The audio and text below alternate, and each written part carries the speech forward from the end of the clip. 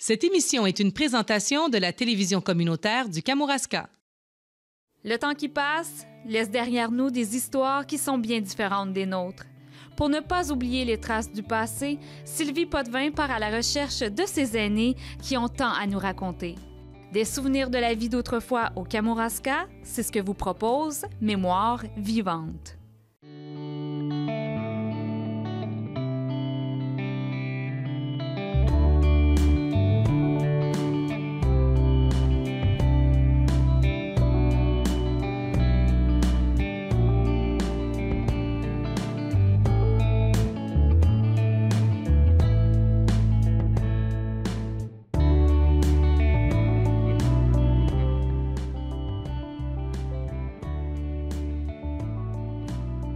Aujourd'hui, à l'émission, nous allons rencontrer Mme Jeanne Boucher qui nous parlera de l'enseignement.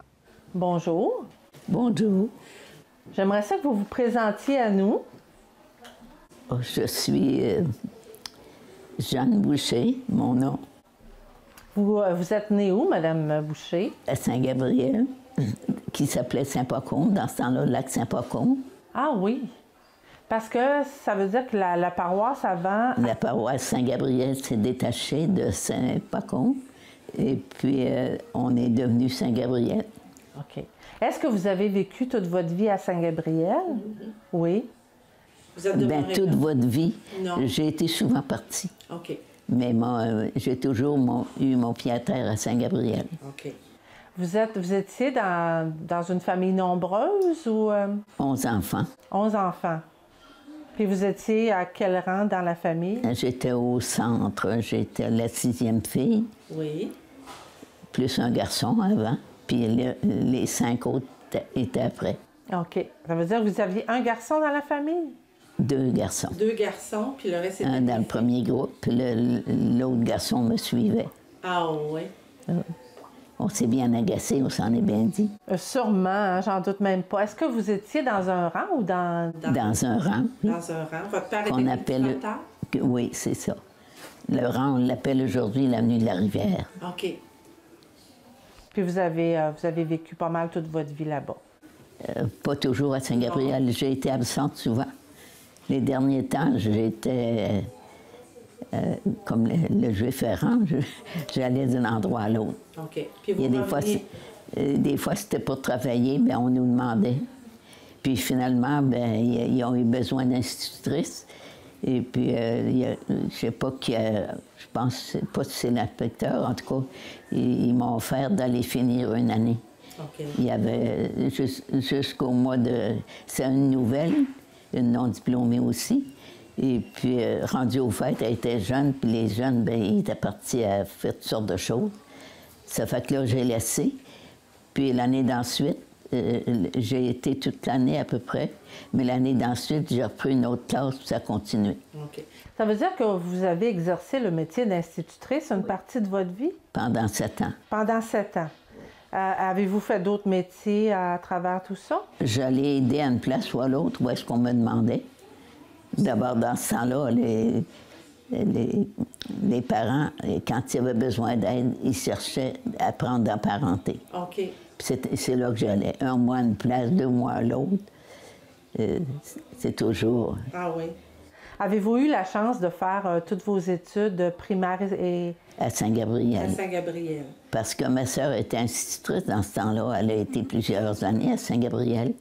Puis le soir, elle corrigeait ses cahiers, moi je faisais le ménage. Puis ensuite, je fouillais dans la bibliothèque. OK. Bien, elle me faisait corriger les cahiers de première, 2e année, des fois la 3e. Ah, c'était... Ça fait que c'est là que j'ai commencé. C'est là que vous aviez commencé un peu votre métier d'institutrice. Oui, puis Alice aimait bien l'école, mais il y a été des années, oh mon Dieu, qu'elle avait d'ouvrage. Ah oui. Elle s'était dit, on va laisser l'enseignement, puis on va aller toutes les deux s'engager dans un presbytère. OK. Mais vous comprenez que ça n'a jamais eu lieu. Non, c'est ça. Elle a continué d'être institutrice, Oui. Votre sœur? Parce que le soir, surtout quand elle était bien fatiguée, là, avant de partir pour s'en aller à la maison, il n'y avait pas de lumière aux écoles. On s'asseyait toutes les deux en avant de la fournaise puis on placotait. OK. Ça, j'aimais ça. C'est des beaux souvenirs pour vous? Oh oui, certainement. Et puis, est-ce que vous avez eu la chance d'aller à l'école normale? Non. Non? Votre sœur, oui, j'imagine? Oh oui, mes 2 sœurs, j'avais 2 sœurs qui étaient déjà allées à lycée Imelda. Ça fait que les autres sont allés. Moi, j'y suis allée à l'école normale, aux conférences de M. l'inspecteur. OK. Et puis, dans ce temps-là, c'était l'inspecteur. Est-ce que c'était l'inspecteur Duval? Ah oui. Ah oui, M. Dubois, je ne sais pas combien de temps ça faisait. C'était M. Duval un bon bout de temps. Puis les conférences que vous parlez, c'était ici à l'école normale? Oui. Bien, il y avait M. Duval, mais il y avait toujours quelqu'un d'autre pour l'aider, je ne sais pas trop. Est-ce que ça vous donnait des crédits pour pouvoir enseigner après? Il y avait certains... Non, moi, je n'ai pas eu de crédit. Non. Il y avait certains avantages qui nous favorisaient peut-être, mais pas d'argent. OK. On enseignait au même prix que les autres. Est-ce que c'était facile d'avoir de l'instruction pour les filles, par exemple? Oh, c'était assez difficile. C'était difficile? Il fallait que les parents payent. OK. Puis non seulement payer, mais c'était des voyages aussi. OK.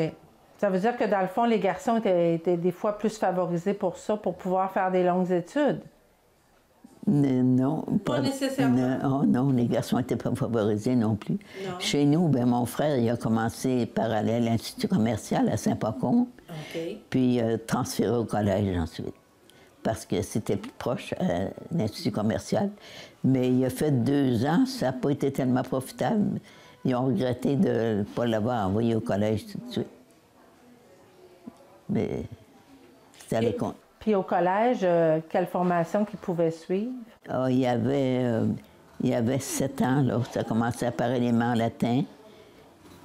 Ensuite, il y avait j'avais dit ça par cœur, il y avait les belles lettres en dernier, puis les 2 cours je ne sais pas comment ils appelaient les derniers cours. Mais quand ils sortaient du collège, par exemple, qu'est-ce qu'ils pouvaient exercer comme métier? Bien là, ils prenaient les études selon la médecine, s'il était médecin, puis le droit, s'il était avocat. Puis mon frère... C'était selon leurs intérêts? Oui, c'est ça. OK. Bien, il y avait des conférences sur les derniers temps là, pour choisir leur profession. Puis mon frère, lui, bien, il est entré chez les Oblats. Ça fait qu'il a été 2 ans là-bas. Puis quand il est sorti, la JOC à Montréal était en formation. C'est là qu'il a travaillé. OK. Mais les filles n'avaient pas cet avantage-là de pouvoir aller au collège pour devenir médecin, avocat ou... Il y avait le cours classique à l'époque, à Saint-Pascal. Oui, ça, c'était pour les filles. Oui, c'était pour les filles comme pour les garçons. OK. Mais bien, pas pour les garçons. OK, mais c'est quoi qu'ils pouvaient faire, les filles, quand ils avaient fini leur cours classique? Ils étaient la plupart placés comme conférencières ou, je ne sais pas où juste, là, mais il y avait des chances dans la vie. OK. À ce moment-là, est-ce qu'ils pouvaient devenir enseignantes? Ils pouvaient être conférencières surtout auprès du gouvernement. Ah oui? Ils pouvaient être infirmières aussi. C'était des personnes assez avancées. Oui, c'est ça. Mais si on revient à vous, vous avez terminé vos études primaires à Saint-Gabriel. Oui. Est-ce qu'après, vous avez pu continuer à aller à l'école? Non, je n'ai pas continué. J'allais où est-ce qu'on me demandait, la plupart du temps dans la parenté. OK. J'ai été même à Charny un petit bout de temps. Ah oui? C'était des cousines qui étaient là. Mais j'ai travaillé un peu partout. OK. À ce moment-là, ils vous donnaient des sous pour gagner votre vie? Oui, mais c'était pas cher. Non, j'imagine, hein? C'est pas comme... Mais les écoles, les maîtresses ne gagnaient pas tellement cher non plus. Non, hein? Il paraît avec le temps de la crise, Imelda, c'est venu à 12 piastres par mois. Imaginez. Je vous assure que... Est-ce qu'elle était nourrie, logée, ou il fallait qu'elle se... Dans ce temps-là, les institutrices payaient leur pension. Ah oui? Ah oui, bien, il fallait avoir de l'ambition. Mais quand même... Il fallait aimer ça, c'était une vocation. Oui, c'est ça. Mais ensuite, ça tendait vers la culture beaucoup. Les gens aimaient ça, ils étaient satisfaits. OK. Ah ben c'est bon. Puis vous, comment vous avez fait pour devenir institutrice? Bien, j'avais pas mon diplôme de 7e année. OK. De 9e, j'avais avec ma sœur. J'avais même pas celui de 7e, c'était pas en mode dans ce temps-là. OK. Ça fait que j'ai appliqué, puis j'ai eu mon certificat j'ai suivi un petit peu de cours, là, pas longtemps, mais ma sœur avait tellement expliqué, surtout la mathématique, hein? Vous aviez de l'avance, dans le fond, sur les autres à propos de J'avais l'expérience de l'enseignement. OK. C'est la pédagogie, dans ce temps-là, comme on appelait. Hein? Oui. Aujourd'hui, c'est... Comment est-ce qu'on l'appelle? La pédagogie, c'est encore ça. Pédagogie, en tout cas. Ça, je le savais par cœur. J'avais étudié avec... C'est pour ça, parce que la classe que j'ai prise, c'était difficile. Hein? Les enfants étaient... justement à faire les fous. Puis l'institutrice était trop jeune. Je les ai replacés avec un petit peu de misère en premier, mais ça a marché. OK. Vous avez commencé à enseigner où? À Saint-Gabriel. À Saint-Gabriel. J'ai fait les 6 derniers mois de l'année. Puis ensuite, j'ai été demandée à Mont-Carmel. OK. J'ai fait 6 ans à Mont-Carmel. Est-ce que c'était dans des écoles de rang, comme on appelle? Oui. Vous aviez donc toutes les divisions? Oui, première à 7e année. Il y avait 2 écoles qui avaient 5-6 élèves chacun. C'est pour ça que j'avais dit là, que je demandais que chacun donne son bout de conférence. Et puis l'année, j'ai été 1 an à Rivière-Ouelle. Ça, je savais que ce serait pas longtemps, mais ça me rapprochait de chez nous, de ma demeure, c'est-à-dire. Et puis j'ai pris une chance. J'ai appliqué à Rivière-Ouelle, je l'ai eu. Puis l'année d'ensuite, bien, je ne l'ai pas eu celle de Rivière-Ouelle, mais ma sœur qui demeurait dans le canton de l'Est, elle qui avait institutrice, là, en tout cas, son mari était malade, puis elle a commencé à être... Ça fait qu'elle m'avait demandé, puis j'y suis allée. Je suis demeurée 8 ans dans le canton de l'Est. Vous avez enseigné là-bas? Je faisais de la suppléance. Ah, de la suppléance, OK. Parce que là, les institutrices étaient pas mal placées, c'était bien organisé. Puis moi, je faisais de la suppléance. Ça m'est revenu. J'ai connu plusieurs élèves. C'était avantageux. C'était quelque chose, par exemple, tomber dans la classe de quelqu'un d'autre, là? Oui. Mais ça a son avantage parce que c'est pas notre groupe.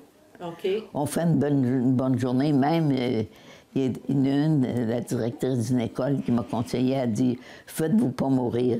Ça fait qu'on intéressait les élèves. Il y a des fois qui sont aussi profitables. Ah oui. C'est quoi les beaux souvenirs que vous avez de toute cette période-là où vous avez enseigné? Ah bien, oui, il y a plusieurs beaux souvenirs. Les élèves, et puis les familles. Ah oui? On connaissait les familles. J'ai une des élèves de ce cours-là qui a enseigné à l'université, Denise Beaulieu. J'ai eu plusieurs talents à Mont-Carmel. Ah oui? J'ai une de mes élèves qui a fait son cours en avocat au Nouveau-Brunswick. Puis le jour où elle a eu son diplôme, elle a eu un accident, puis elle est décédée. Ah, c'est dommage. Ça faisait peut-être pas le jour, mais ça fait mal. Oui, hein? C'était un talent. Ça vous a fait de la peine? J'ai eu plusieurs beaux talents dans cette classe-là aussi. Vous étiez fière? Ah oui. Bien, c'est facile. Quand on voit qu'ils réussissent, c'est encourageant. Aviez-vous des élèves en difficulté, comme on appelle aujourd'hui? Il y en avait. On peut pas... On faisait ce qu'on pouvait avec. Oui. Mais il y en a... Il y a des différentes difficultés, comme les petits gars, si on leur parle du toisé, par exemple, là, ça les intéresse plus, eux autres. Mm-hmm. Parce que quand on applique ça à la pratique, là, bien, ils savent qu'ils en ont besoin. C'est vrai, hein? C'est différent. Les filles, mais ça allait bien. Pour tout le monde, ceux qui étaient capables. J'ai une photo à vous montrer, puis j'aimerais ça que vous me parliez de cette photo-là. Oh, c'est l'année où j'enseignais à Saint-Gabriel. Les élèves qui étaient là. Ils paraissent pas nombreux, mais ils sont tous. Ah oui? On regarde ça souvent. Ça, c'était le jour de l'examen, je pense, après que l'examen était fini. Puis j'imagine que vous seriez capable de dire tous les noms? Oui, vous avez une bonne mémoire. Il y avait aussi leur diplôme, la communion solennelle qu'on appelait, là. OK. La période de catéchisme. Est-ce qu'il y avait comme des tournées de l'inspecteur où les élèves devaient répondre à des questions? Ah oui. Mais c'était une fois par année. OK. À ce moment-là, est-ce qu'il fallait que vous Deux prépariez fois, vos pardon. élèves? Oh oui, bien, on s'est entendu, l'inspecteur le questionnait. Il y avait des dictées. Chaque division avait sa dictée. Puis ensuite, l'inspecteur faisait le tour de la classe, puis il prévoyait les besoins de la classe durant l'année. Mais c'était solennel quand l'inspecteur venait. Ah oui. On se préparait toujours. C'était gênant?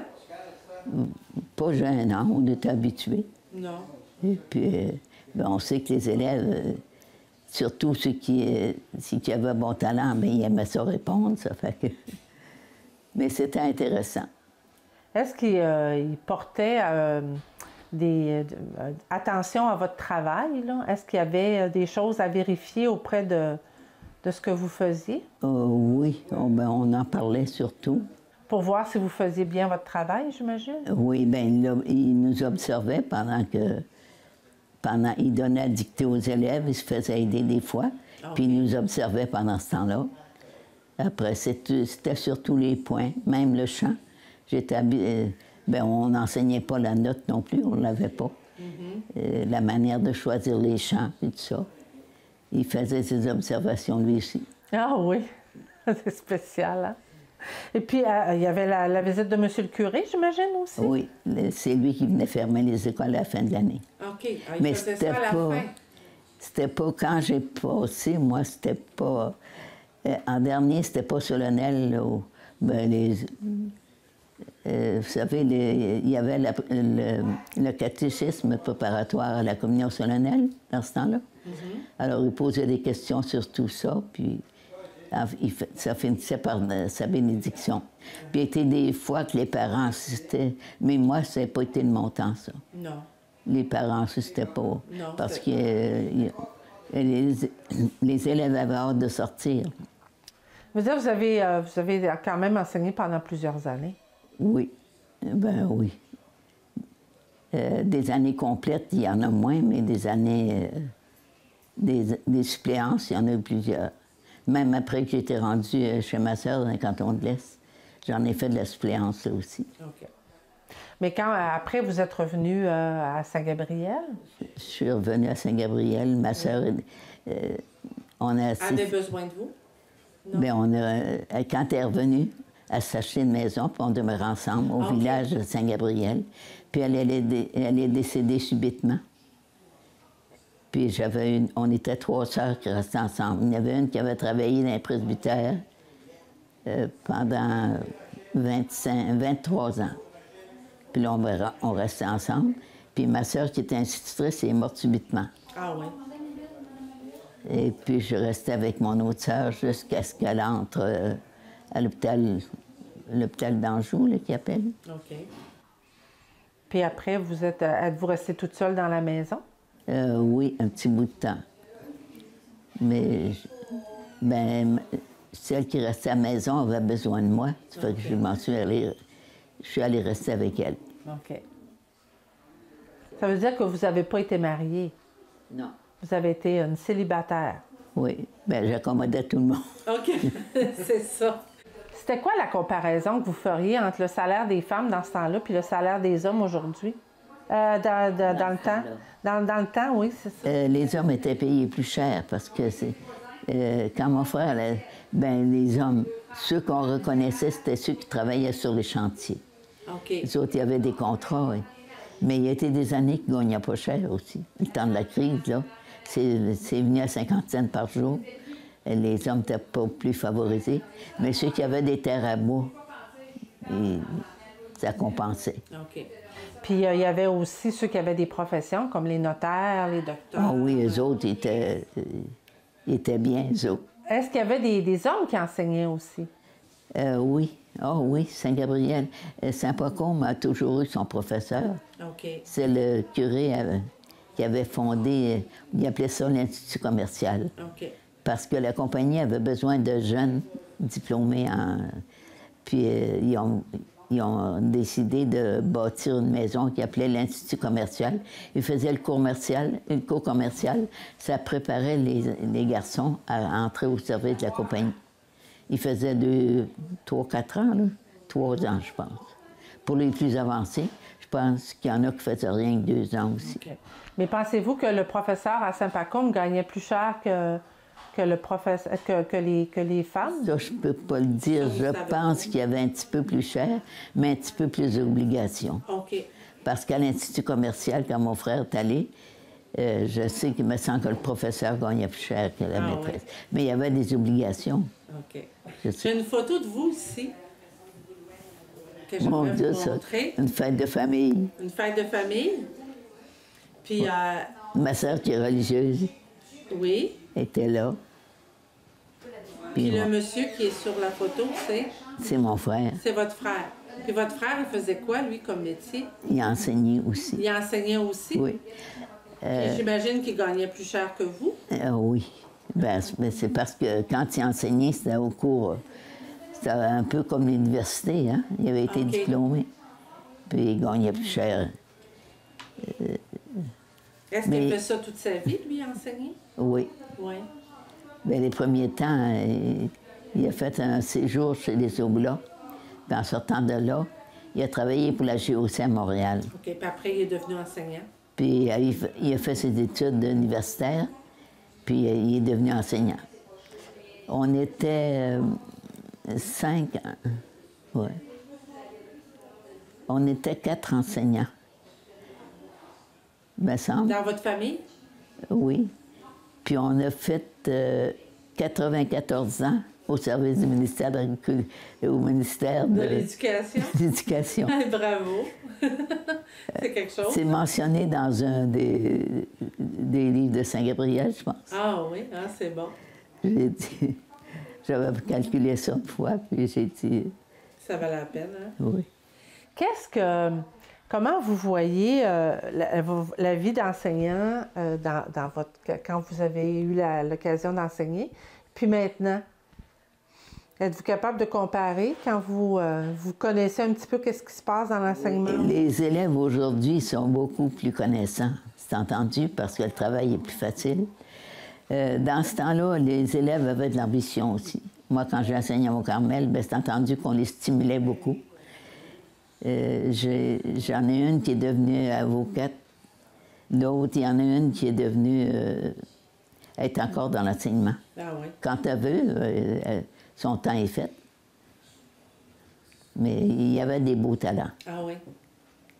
Je ne sais pas si ça va leur faire plaisir d'entendre ça. Vous allez avoir bientôt 100 ans. Oui. Je pense qu'il faut le dire, hein? Ça vaut la peine d'être mentionné. J'ose pas y penser. Ça veut dire qu'au cours de votre vie, vous avez vu arriver toutes sortes de choses, comme j'imagine l'électricité, tous les appareils électriques. Dieu, oui. Tout ce que vous avez vu arriver sur des commodités, comme on dit là, maintenant. Oui, on trouvait ben, chez nous, c'était l'école de rang, quand j'ai étudié. Puis on trouvait donc les élèves du couvent chanceux. Parce qu'il y avait l'électricité? Les classes y arrivaient, la classe était chaude, puis une belle invention. Il y avait les toilettes sanitaires, là. Ah oui. Ça qu'on n'avait pas dans les... C'est vrai. Ça veut dire que vous en avez vu passer des choses qui sont arrivées. Vous avez connu aussi, j'imagine, la guerre, la Deuxième Guerre. Je suis née à la fin de la guerre, en 1916. OK. Vous avez, en fait, compte, vos parents ont bien connu cette guerre-là. Oui, oui. Mais vous avez vu ce qui s'est passé dans la Deuxième. Oui, c'est ça. Celle de 39-45, avec tout ce qui s'est passé. Je veux dire, les hommes qui ont dû aller... On ne savait jamais ce qui allait se passer d'une fois à l'autre. Ah oui. Puis ma mère, dans ce temps-là, elle avait une de ses cousines qui a soigné des soldats sur le champ de bataille. Je pense qu'il fermait le champ de bataille. Là, il ramassait Elle était médecin. Ah oui. Mais elle est décédée aux États-Unis. Elle s'en est... Mathilde de Massé. Si vous venez qu'à passer par Saint-Pacôme, vous allez voir. Je pense que c'est la bibliothèque qui porte ce nom-là. Oui, effectivement. C'est ça? Fait que c'est en souvenir d'elle? Oui, bien, c'est parce que je ne sais pas trop comment ça se fait. Elle a eu son diplôme de médecin aux États. OK.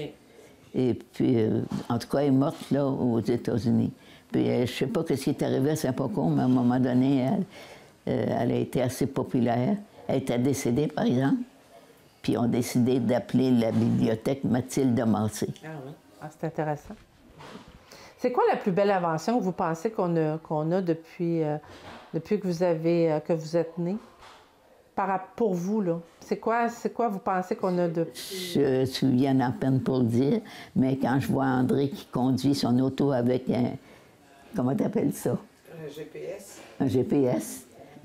Vous pensez que ça serait le GPS qui serait le... Ah, bien, il y en a plusieurs belles. C'est difficile à choisir. En médecine. Ah oui, les découvertes médicales. Eh, mon Dieu, c'est bon. Mais pour voyager, là, ce qu'ils ont, eux autres, là, j'aurais jamais imaginé. Ah, c'est ça, hein? Puis il y a beaucoup, il n'y a pas rien que ça. À l'université, la médecine, la médecine puis l'étude, tous les sujets sont bons. Oui, l'étude des astres, la fabrication des choses aussi. On en trouve à tous les jours. C'est pour ça que j'aime ça, lire les journaux. Oui, regardez s'il y en a à traîner. Ça veut dire que vous restez au courant de tout ce qui se passe? J'essaye, mais vous comprenez bien que j'en manque. Bien, c'est normal, on en manque tous, mais c'est important. Hein? Mais je veille tard. Ah oui? Vous êtes une couche tard? Oh oui. Ah, c'est bien. Faites bien. Bien, le soir, on a tout laissé, on est libre. Ben on oui. se repose. Avez-vous un petit message à nous transmettre à tout le monde pour vos 100 ans? En tout cas, il faut toujours voir le beau côté des choses. Oui. Et puis, pas craindre de faire des expériences avec des guides, par exemple. Mais et pas avoir peur de se lancer. Il y a des fois, il y a des postes qui ne sont pas invitants. Des fois, mais une fois rendus, on les apprécie. Merci beaucoup, Mme Boucher. Ça m'a fait plaisir. Je vous remercie aussi.